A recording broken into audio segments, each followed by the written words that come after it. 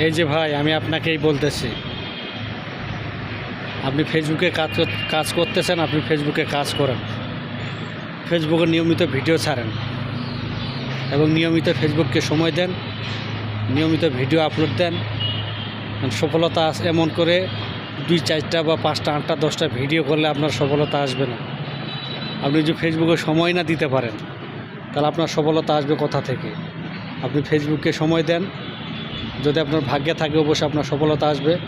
আর যদি না আসে তাহলে কোনো করার নেই, কারণ আপনি নিজেই ব্যর্থতা, কারণ আপনি ফেসবুকে নিয়মিত সময় দেন না। কারণ ফেসবুক এমন একটা জিনিস, ফেসবুকে যদি একদিন ভিডিও ছাড়া বাদ দেন, তারপরের দিন দেখবেন যে ভিডিও ছাড়বেন, তা ভিডিওতে লাইক কমেন্ট কিছুই আসে না।